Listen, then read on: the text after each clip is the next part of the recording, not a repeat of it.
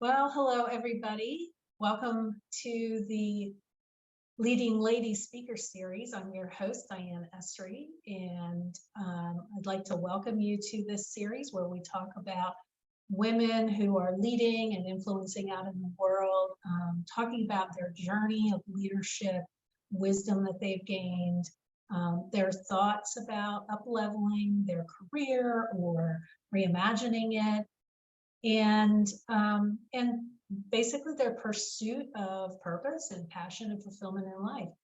So welcome, and I'd like to introduce you to my guest tonight, who is Allison Orlovsky. And we're going to be talking about doubling down on your self-worth so you can level up your relationships. And Allison is a relationship and intimacy coach and founder of Relationship Revolution.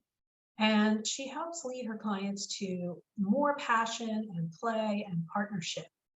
And we're going to talk about why our relationships improve when we honor our self-worth and how to make that happen, as well as what's brought Allison to this critical work. So with that, I'm going to get started. Allison, welcome. Thank you, Diane. I am so excited to be here with you tonight. Yes. So you and I have been working together and moving in some of the same circles for a couple of years now. And I've been a big admirer of your work. And I know that you have like such an amazing story to tell. But I wanted to just also kind of touch base. You do this work and this company with your husband, am I right? Yes, with my partner. Yes, we are not officially married, okay. But totally fine because I feel like we are married, just not legally married. But yes, he is super supportive and also does some coaching and things as well.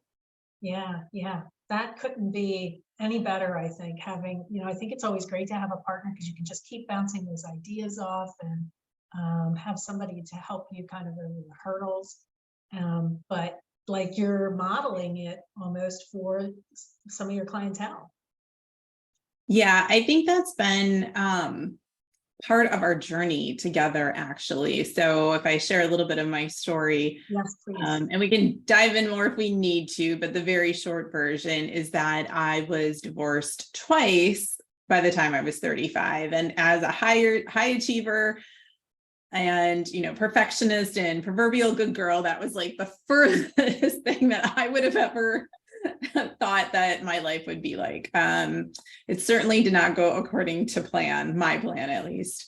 And so after that, I am a single mom with 3 kids at age 35. And I'm like, I can't do this again. Like, I need to really evaluate who I am, what do I want, how to do this relationship thing, because I thought I knew what I was doing, but clearly I still had a lot to learn.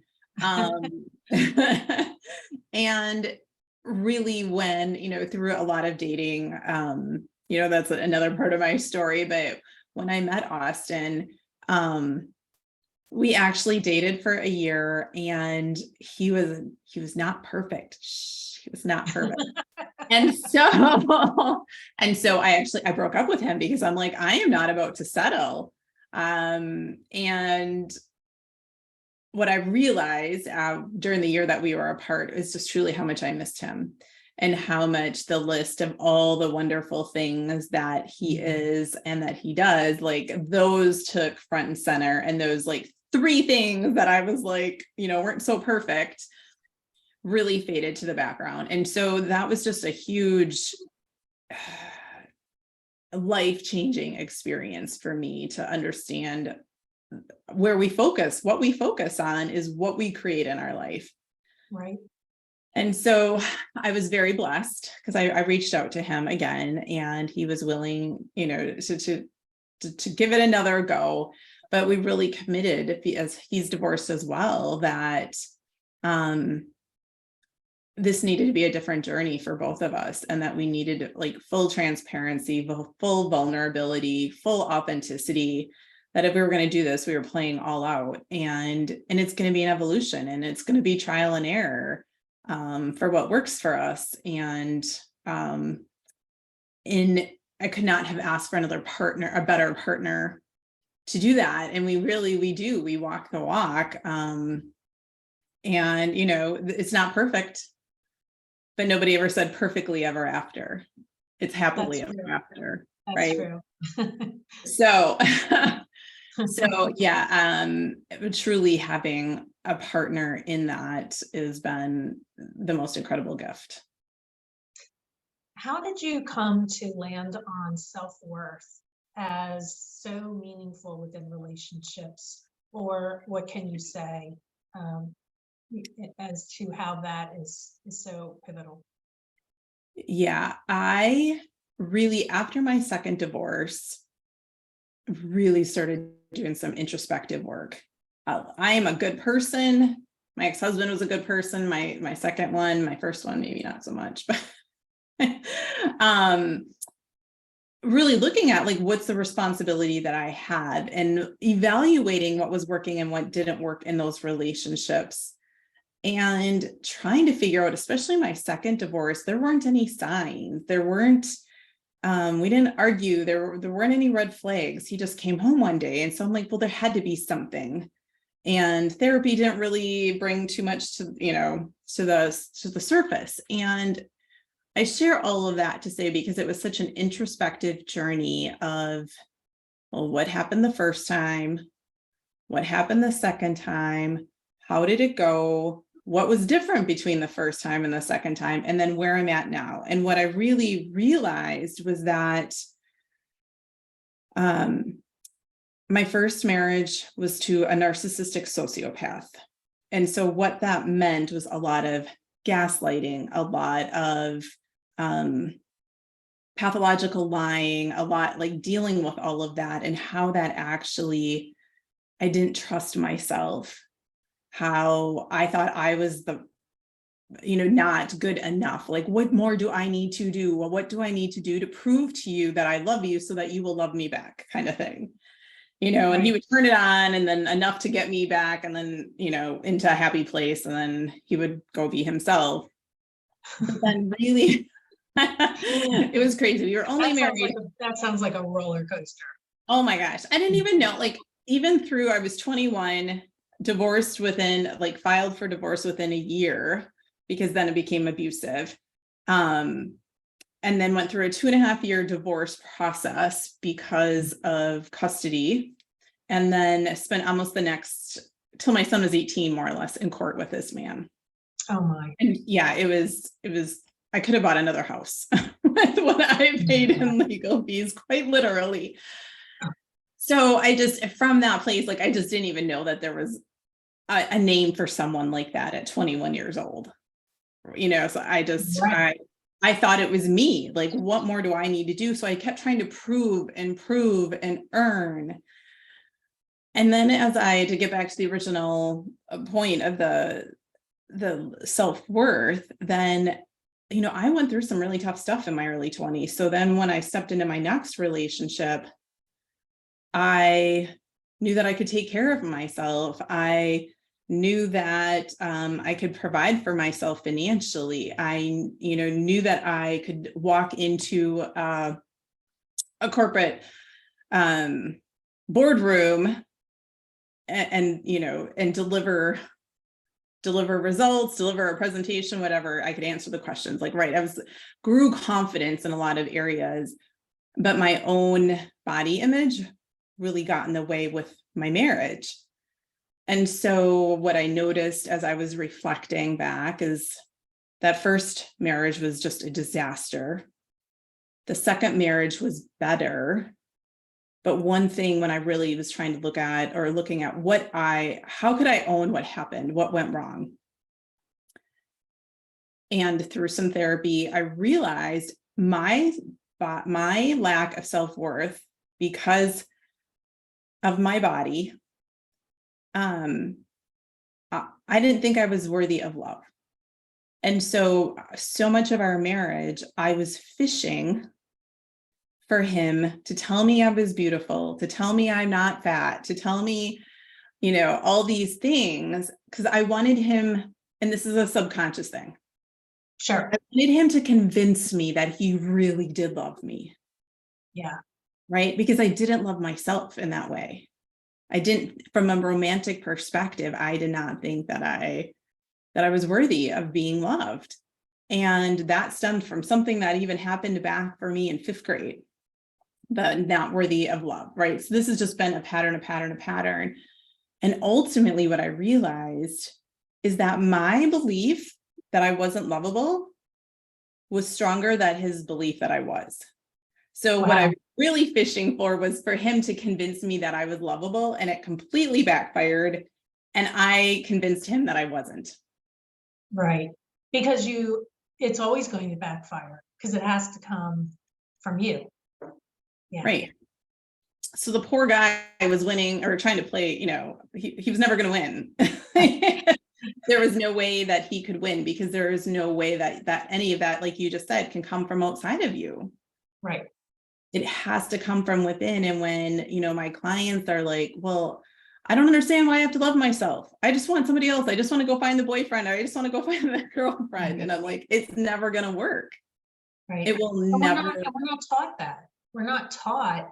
I mean, I won't say this with as an absolute. Mhm. There are plenty of people who grow up in those, that have a childhood where it is emphasized, self-respect and self-love and self-worth.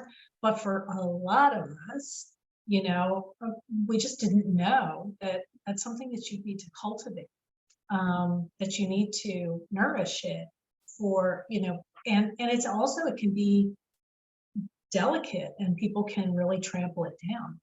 And when you're 21, you're still just a kid, And I mean, if I knew at 21 what I knew now, I think we all could say something like that, But yeah, you're learning it, but kind of the hard way. Mm-hmm. Yes. And that's my part of my mission, right? Because ultimately we are responsible for ourselves. We are responsible for our own joy and happiness. Right. It is not our partner that is responsible for that. You get to share it. You can create a certain level of it together. But when you're looking for that partner, right, you complete me, that it's going to backfire every time. Right. Right. Wow. And so when you came into your work with, self-worth, with relationships, was that something that both you and Austin agreed was something that, is that like a focal point within your practice together, or do you each coach on different things? I would say it's probably more a focal point for me. Okay. And it's often integrated. Like, people don't necessarily come to me and say, I have a self-worth issue. Can you help me fix it? Right. They come to me and they say, I have an issue with my relationship. I'm struggling in my relationship. And that is often one of the places that we start to look. Because if you're always looking for someone to be that for you, you're trying to control someone, even if it's with, like, it's not malicious, but you're trying to change someone so that they will be the thing that you need, and they will respond the way that you need them to respond to feel good about you. Right. And so it's actually it's a lot more work to try and get someone else to change than, it's already hard enough to get yourself to change. But when we can look at that for ourselves, because our self-worth doesn't just impact our romantic relationship. No, and I was going to ask you about that. Like, where did you see that showing up in other areas of your life? Every area in my life, every area. It affected my relationships with my kids. It affected relationships with friends and family. It affected relationships, professional relationships for me. how I used my time. I think, one thing from a place of self-worth, when we don't have it, we often are trying to prove and earn attention, love, validation, all of these things.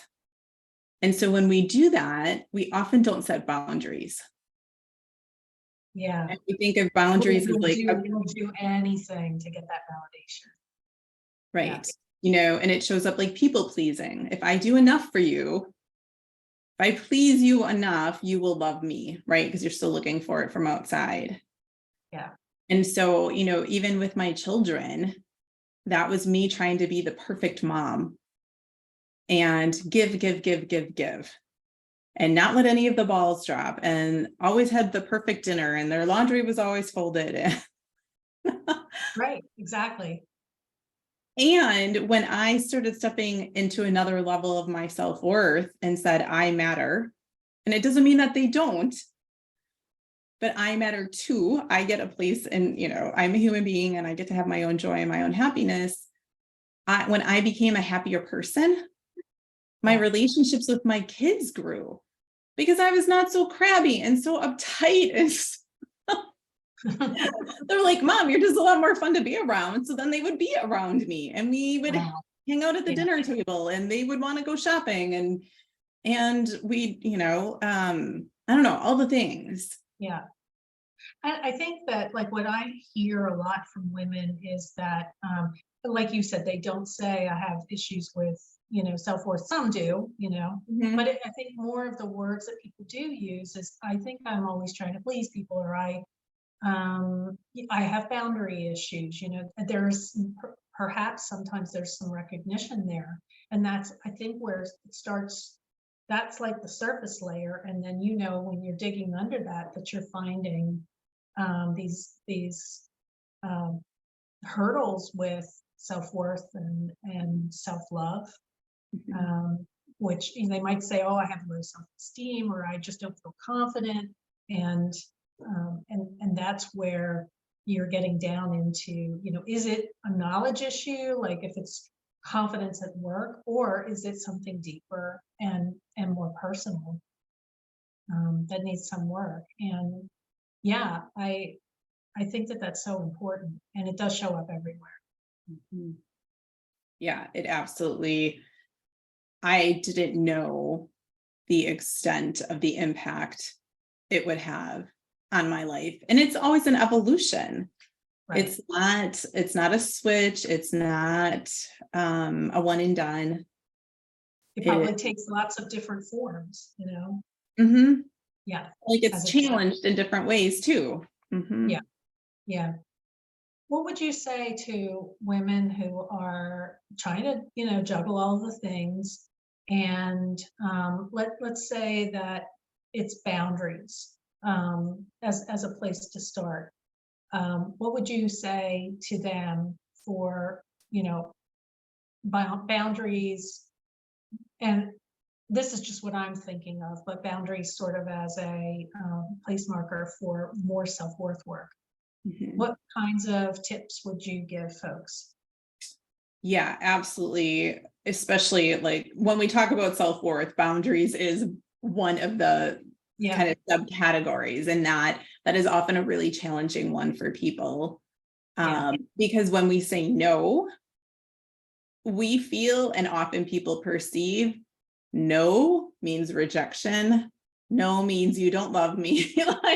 Right. And those aren't actual truths, right? No, it just means this is out of my capacity. This isn't in alignment for me right now. Like, there's lots of other things that no can mean. And I also think when people think of boundaries, they think of like walls. Like, I'm setting this like wall, and don't you dare cross it. And then they cross it, and they're like, why'd you cross my wall? They didn't know the wall was there. They couldn't see the wall, right? Yeah. So setting boundaries is getting really clear on what you are available for and not available for, what you are a yes for and what you are a no for. And the first part of that is knowing for yourself what you are a yes for and what you are a no for. Because, talk a little more about that. Yeah, I think priorities in our life in terms of, your mother calling every day. Are you a yes for that or are you a no for that? Depending upon your relationship with your mother, it could be either or. And what feels good to you, right? And a boundary in that level of communication. Are you a yes for working 60 hours a week or a no for working 60 hours a week? And what is that number that you will be a yes for? Right. So like starting to notice in different areas of your life where you feel, and then this is the best, like where you feel resentful, exhausted, frustrated, overwhelmed, any of those kind of negative places. Yeah. Those are probably places you need some boundaries. Right. To start and And like it's not, yeah, sorry. I was going to say that it's not, once you know where the issue is, once you've clarified what you're a yes for or a no for, the rest is just skills. Just how do I say this to somebody? How do I set the boundary? How do I hold the boundary? But you have to really get honest with yourself and say, if I say I'm a no for 60-hour work weeks, am I going to honor that? Because that's important to me. I've deemed it important. Am I gonna cross my own boundaries? Or right. whatever the boundary is. Yeah. Yes, absolutely. I love that you brought up, are you going to cross your own boundary? Right. And the skills and the support in order to honor those boundaries, both from, again, the work, example is beautiful because you can be like, oh, well, I have this deadline and I don't want to say no to my boss. Right. So then you cross your own boundary. But did you have a conversation with your boss and proactively say, I'm no longer a yes for 60-hour a week. This is my workload. How can we manage it so that we can fit it in 40 hours or 45 hours, whatever you are a yes for, right? And proactively, like that's an opportunity to step in your worth and say, I do not have to be a doormat and just say yes to every single project that you throw, because I am not training you to treat me that way. I'm training you that is okay, that I don't have any boundaries, right? So you will have to untrain people or retrain them, Yes. retrain them to a new boundary. And that might be challenging. And that's where it's really important to get supported. Yeah, I think that's like really a reality too, post-COVID, or in the midst of COVID, with a lot of people leaving the workforce, for whatever reason, that there are a lot of these holes that the existing staff are expected to fill. And so that can be a hard conversation to hold hold your ground on that. Yes. Do you find yourself talking to your clients about those kinds of things, like being able to, not maybe that specific thing, but about, conversations with your boss? Yes. You're full, like they often come to me. Our life, I've used this analogy a lot. Our life is a bowl of spaghetti, right? It's all mixed in there, like the sauce and the meatballs. And like it's really hard. You can't just pull a piece of spaghetti out and be like, oh, there's no sauce on this. Right. Totally separate, right? Our lives are not silos. It is a big bowl of spaghetti. So while you might enter the door of relationships. When we start really looking at what's going on in your life, maybe your relationship's not so great because you're working 60 hours and then you're tired and then you need help, but you don't ask for help, or you're not giving your partner the time that they need. Whatever, there's like lots and lots of things. So we can have to unravel some of those things when we we're taking home to work, we're taking work back home. The kids are calling, mom's calling. Yeah. Absolutely. And again, that's where from a boundary and self-care, self-love perspective, I want to share this one concept as we kind of wrap up the part just specifically around boundaries, because this was the most profound way I've heard of thinking about boundaries. And it was the most impactful when helping me learn how to set them. And it's this. Is this a writer downer? I think this is a writer downer. A boundary is when I get to love you and I get to love me. Yeah. right? Like if I'm doing something only for you from a place of obligation or expectation or proving or earning versus Right. truly, I want you, you still get to give to people from a gift, right? Yeah. But that boundary, if you're doing it out from that place and you're trying to love on them, but you're not feeling good about it yourself, Yeah. then there's a boundary that needs to be set there so that you get to love you too, in whatever the number of hours that you're working, the number of times you're talking to your mother each week, whatever Right. Right. thing might be, that felt so much more aligned for me than thinking about a wall or a line that's not crossed. And that Yeah. just That's feels so beautiful. harsh. This just feels a lot more win-win. Yeah. Yeah. What are some areas, other areas of self-worth that kind of masquerade around as, something else, whether it's self-esteem or confidence or things that may not, they're more your relationship with yourself rather than that dynamic with other people that you see? That's a really good question. I think, yes, like you said, confidence, boundaries. I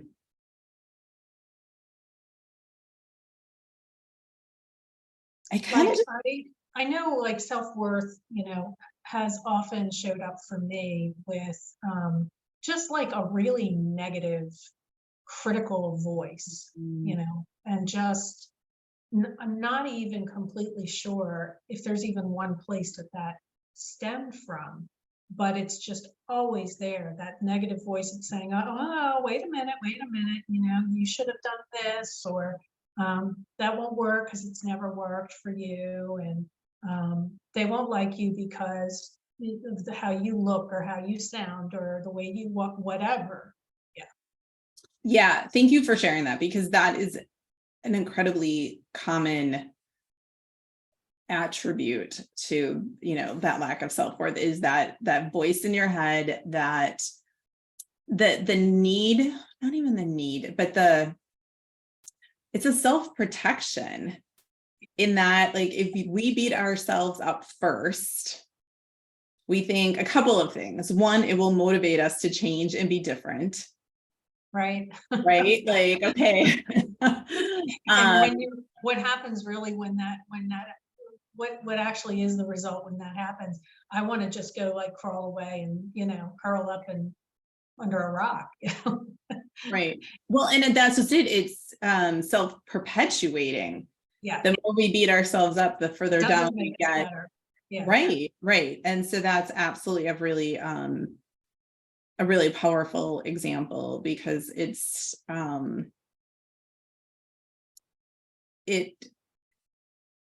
yeah, it's the voices in our head, right? Like, no, and how we perceive what is going on around us, in order to, if we're, it's a protection mechanism. Like, if I beat myself up, then when you tell me the outside world that I'm not good enough, I already know it. You haven't told me anything I've new. got my thick skin on. I'm ready for it. Yeah, yeah, Yes. And so that's a really big way that it shows up. Self-sabotage in other ways. You've got everything lined up and then everything starts falling through the cracks, and it's just, they're flavors, right? It's all ultimately very similar. It comes back to, I'm not good enough, or I'm too much, I'm not enough. And then knowing I'm trying to earn, I'm trying to prove, yeah, people please, right? And then it just shows up in how we do that, and in different ways again. Yeah. yeah, yeah. Um, I I think, and I had a thought and I just lost it, but I was thinking about a lot of women feel like it's the whole I'm not good enough. Oh darn!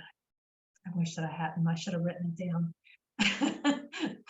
But yeah, uh, it was another thing that I see a lot of, and for some reason I'm just blanking out. But Yeah, I see so many women that are dealing with this, so many people that are dealing with this, and the way that it kind of pops up. Perfectionism, there it is.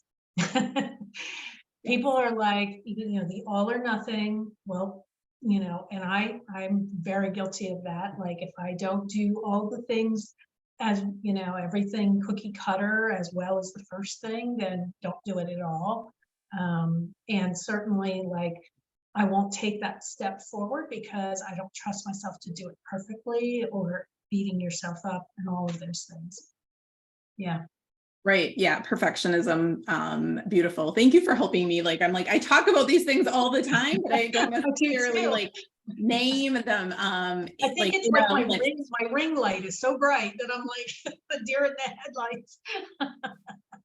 yes, no. So yeah, perfectionism, absolutely. And that's again another form of if it's not perfect, somebody else will tell me that it's not, and I'm not fully prepared to, like, it's just then reassurance that I'm not enough, that I didn't do this well enough. And because what is actual perfection? Like, whose definition? Right, Like, right. So we're achieving or going after the unachievable right, right. in that, but then that keeps us safe. Because Yeah, if we're going after it and we can't ever achieve it, then we don't ever have to put ourselves out there because it's not quite perfect yet. So now I'm staying safe, and so that I'm not out there available for love. I'm not out there available for promotions. I'm not available for all the things that life can offer us when we play full all out, play yeah, full out. yeah. We Um, just go into protection mode, and yeah. yeah. So And I that think that there, that's, go ahead. no, go ahead. I was just going to say, right there is another way that, self-worth actually either holds us back or propels us forward, Right, is when we have self-worth, we get to live this really full, beautiful life because we're not so paralyzed by the fear of what could happen or what people will say. right, And, that's another way that we then get to, again, live our life fully expressed. right. So another reason to find that self-worth. Yeah, and I'm thinking about how can be such a different experience for men versus women. And it's, how we're raised, the messages that we receive, the social conditioning, and culture that each gender experiences differently.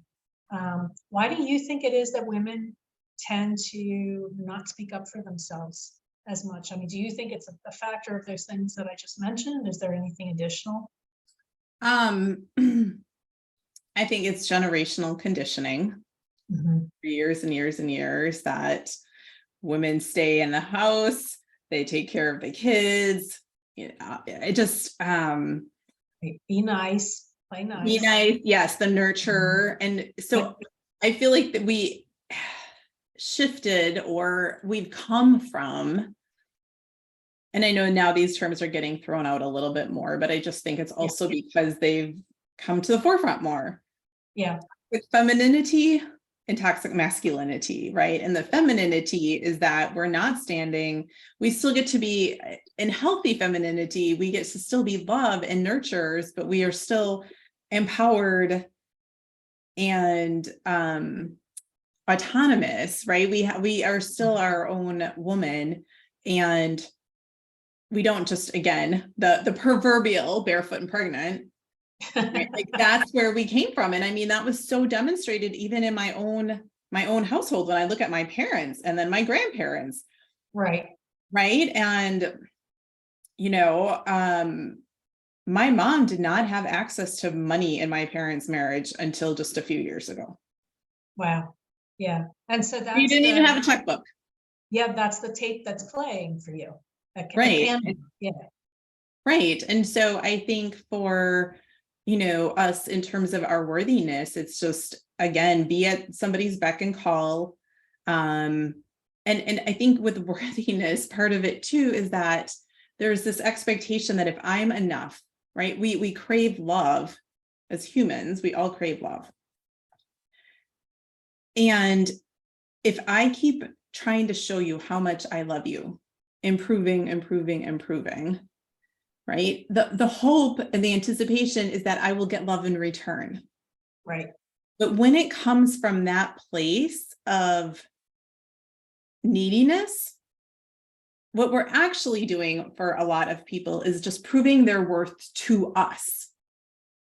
Does that make sense? Like, instead of actually getting the love in return. So I coached this one couple, and she just kept saying, I keep doing more for my husband. I keep doing more for my husband. I keep doing more for my husband. And he's still he won't do anything for me. He's not there. He's not listening. He's not connected. He won't help around the house. Because you're just validating his worth. You just continue to validate, like, oh my gosh, she wants to do all this for me. Great. I'll just keep taking and taking and taking. Right. And I think as a society, that is not uncommon. And we are starting to break out of that. But generationally,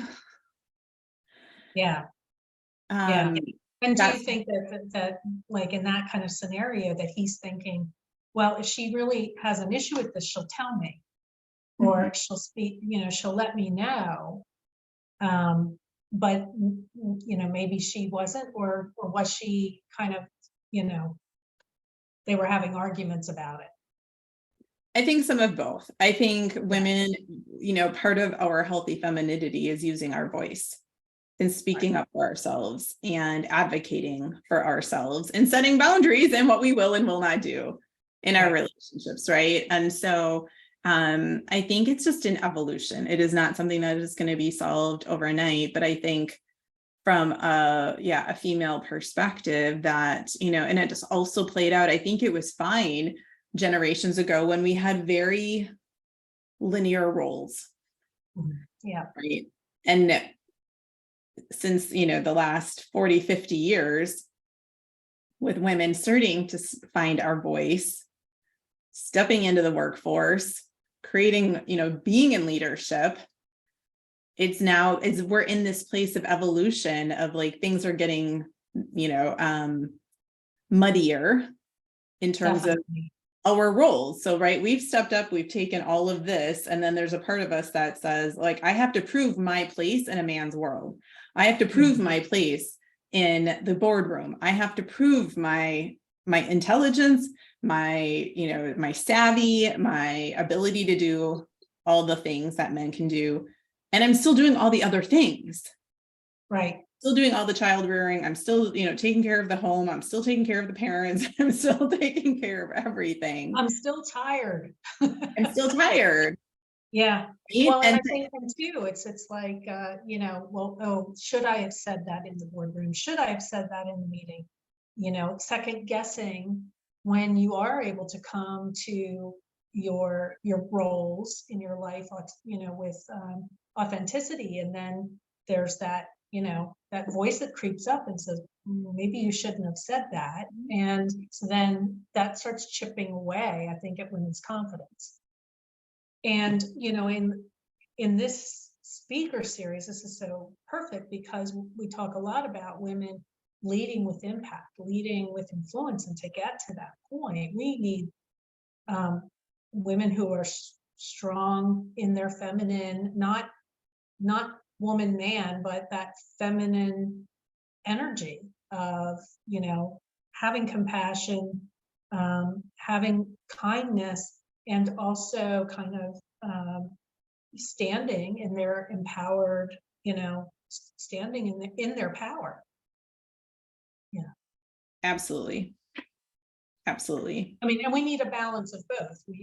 I think I've talked about this a bit in some of the other series episodes that I did, that it's a balance of, it's not the toxic masculinity, but we have both, and men have, both energies as well. And that balance really creates I think when we can get there, I think it can really create the path to doing a lot of the influential things that women are meant to do in this world.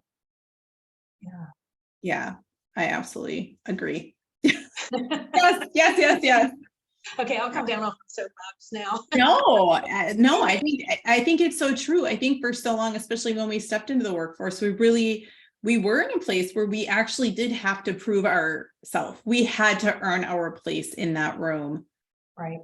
Right. And so we had to step into that really strong masculine that, you know, yeah, to be the B word, right? Like, Yeah. Right. and to do the things and to work the 80 hours and to, toe the line and all those things that weren't natural for us, but that's like survival. Yeah. Right. That Exactly. was part of our survival. And now, like, to be able to recognize how exhausting that is for us, how that doesn't, it's in some ways in relationships now we've become, some women have, and I had to go through this evolution too. I was so independent. I was so controlling, like, right. I had to have I'm a single mom with 3 kids. Like, You my had to life have your ducks in a row. Yeah. I had to have my ducks in a row, and this is how it needs to go. And in order for everyone to be taken care of, and that I could still get, my work done and still take care of the house and all of the things. And so when Austin came in, it was definitely an adjustment for me to step back and allow him to do things for me. Mm. Right. Like that, and to receive that. And so to be able to step in now, it feels like we're both in a healthy place where I'm still independent. He hasn't taken that away from me. I haven't Right. allowed him to take that away from me. But that I can come in with, to this, to my career, to this world from the place of love and nurture and still be in action, but not a drill sergeant kind of way like I was when my kids were younger and I had to get 3 kids to 3 different places at the same time after, 10-hour day and traffic and everything else, right? That. And I think too, you describe a scenario where it's the very independent woman who has to get it done and really maybe doesn't have a choice, but has to do all the things. And then trying to, forgive the pun, but marry that to, a partnership or a marriage and experience like a vulnerability that feels healthy, that sustains the intimacy of the relationship. And, I think that I don't want anyone to kind of get the sense that we're talking about like it's one persona at work and one, in other areas. I think that you bring those balanced energies into both.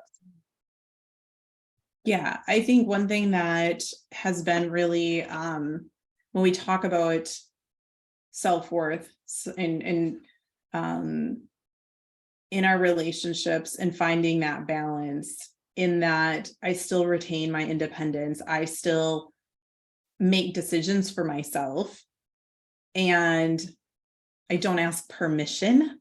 I run them by. I'm like, here's what I'm going to do. Do you have any concerns? Let's talk about the concerns, but it's not, can I do this? Right. Right. I'm still like, I can hear your concerns and I still might make that decision. Right. But at least then there's a chance for a conversation to happen. Right. And most often, I mean, he's an incredibly supportive person and he wants that from me. He doesn't want to have to be the be all end all for me. Like that's a lot of pressure for men too. It's too much for one person to take on. Right. And so, just that he can understand, okay, what does this mean for you? What's the financial investment? If it's my business, it's different. But if it's for our family, I want to go visit my girlfriend in Florida. Right? Like, I would like to do this. Here are the facts. Do you have any concerns? And he's like, okay, plane ticket, $250. Okay, you're going to be gone these dates. Okay, there's nothing interfering. Great, go. You just had a strategy meeting. Yeah. Right. And so just like understanding that he knows that that's for my best interest. And I'm not like, well, I'd really like to go do this thing. And can I? And would you be okay if I spent $250? And he's going to be like, well, I don't know. That seems kind of, and how long are you going to be gone? And how many dinners do I have to make? Yeah, totally disempowering. Yeah, Right. not So good. when we show up from a place of self-worth and our power, Right, right. we get different results. So I have asked the ladies that have come on this show to kind of give like maybe one or two or even three like kind of pearls of wisdom that they think, you know, for folks to take away from this conversation or from your experience. So I'm gonna put that out to you to see what you have. Yeah. I think when we talk about self-worth, first of all, it starts as a belief, Yeah. right? You don't necessarily just start out, I'm just going to go do self-worth. You have to decide, and that's all it is. Nobody gets to, like, it is just, I am worthy. I am worthy. I am worthy. I am worthy. So every time you say, I want something, replace it with, I am worthy of. Yeah. You need to start reprogramming your conscious, like your subconscious, that you get to have all these things, that you don't always have to say yes. You don't always have to come from a place of earning and proving, like, you know, that energy. So Right. just that you are worthy is a decision because you were put here on this earth. That's the only justification you need for being worthy. Yep, You have a heart that is beating. Done. Right. So I'm thinking of a L'Oreal commercial, and you know, because I'm worth it. yeah, It's true. You know, it's like, let's weave this into the national conversation. Yeah. Yes. Beautiful. So I think that's the first thing, is just the wisdom and or the thing to do is just decide and believe. You need to create that belief for yourself. I also think, you know, today we really focused on self-worth. And I see self-worth as a component of self-love. Yeah. Right. So the way I think self-love has self-worth, self-care, self-trust, and self-forgiveness. Yeah. Right. And so when you look at those four tenets, like they all play together to create what self-love is. And that's, you know, a bigger conversation, but just understand that you can't really have self-love without self-worth. True. Right. And maybe, it maybe we all need to stop now and then and assess, you know, like what are the levels that we have for those four things. Right. And they play off of each other, right? So you can facilitate, like, that's not the word I want to use. There is a word and it's not coming to me right now, but they play together, right? Yeah. So self-care is an opportunity to practice self-worth. Taking time to go for a facial, taking time to take a nap. Yeah. You know, all the self-care things are you raising your hand and say, I am worthy of X, whatever that thing is. I am worthy of taking 20 minutes to color in a coloring book. I am worthy of, Right. right. And so to start with simple things like that, to practice self-worth. Yeah. Yeah. And then the last thing goes right back to boundaries. I said it before, but I think it's worth repeating. That a boundary is when you get to love them and you get to love you. Well, these are really some great pearls of wisdom, and I'm going to circle back after we get done here and drop those in. And I know you'll probably be looking back over any comments anybody has. I just want to double check if there were any. Don't see any questions, but folks can certainly pop those in whenever they do get a chance to watch. One more thing that I always ask, and looks like we're doing okay on time, but I always love to throw out, because this is my playful fun side, is to throw out some a question of some personal trivia. So. Okay. Not to put you on I the got spot. it right. I did forewarn you about this. Yes, you did. Yeah. But like what's something that folks may not know about you? I think that I don't know how to put it, but you see the piano in the background. So I started teaching myself how to play the piano in 3rd grade from a church missalette. And I taught myself to the point where I took lessons for about 18 months in 7th and 8th grade. And then the teacher said, I have taught you all I can teach you, and you need to go to like a music conservatory to study. Wow. So maybe just that I might have been a child prodigy pianist. I don't know.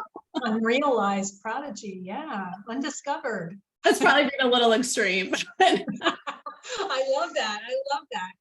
Do you have any thoughts about like taking up lessons again? I would love to. And I think so. I just sent 3 kids off to college this fall. Yeah. Yeah, you knew. So Austin so my oldest is 24, so he's out of the house doing his thing. And then my daughter is now just a freshman in college, and Austin has twin sons. And so all 3 of those went off to college. We just have one. My little guy is in 8th grade. He's still at home. But definitely there's a lot more time and space in your lives now. I think it's having played piano myself. I think now that I think about it, I think just like you and I are both coaches and we have coaches for ourselves, I think it's the same with any, whether you're in sports or you're playing a musical instrument, that, lessons are always needed to continue to improve. So yeah, now you've got some time. That's a great, and it's a beautiful piano too. I love that. Thank you. Yeah, it really fits with the distressed. I have dreams. On my vision board is a big, beautiful, grand piano. Wow. But yes, I put actually off purchasing one for decades because I felt like it would just taunt me, right? When the kids were really, really little, I'm like, if I have a piano, I'm just going to want to play and I can't. And so like just kind of out of sight, out of mind. And so when Austin and I purchased this home, we found it, and I don't want to say it was a thrift store find, but as far as pianos go, it was kind of a steal, and it fit our decor and our space and our budget. So it's a statement piece until you're ready to make it functional. Yes, because it does work. It will taunt you, and it'll be like you haven't tuned me in 3 years. So I love it. How can folks get a hold of you, Allison? I'm going to drop links in for folks, but you're at the Relationship Revolution. Yes, relationship-revolution.com is my website. And so all my contact information is there. And then, Instagram is Your Relationship Revolution, TikTok relationship, just look for Relationship Revolution on all the platforms. Facebook, TikTok, Instagram. You got like 6 things here. Beautiful. Yeah. Lots of ways of getting in touch with you for anybody that wants to hop on a call or ask you some questions. Like I said, Allison and I will be popping back in and taking a look at comments. So if you have a question, please go ahead and feel free to drop it in the chat, and we will circle back. And I think that's everything that I wanted to talk about. And I am just so glad that I had this opportunity to have you come on the series and share your wealth of knowledge and your pearls of wisdom, because you left a bunch of really good ones. Thank you, Diane. I am so honored. I adore you. And so getting to collaborate with you in this way has been amazing. I love our conversations. One of, several we've already had, many that we've already had, and I'm sure many more to come. But yes, love to connect with people and, learn their stories and how I can support them. So please, as Diane said, don't hesitate to reach out. And thanks again, Diane. This has been fantastic. Yeah, beautiful. Thank you. Thanks everyone for joining us for this episode of the Leading Lady Speaker Series. I will see you again next time. Take care.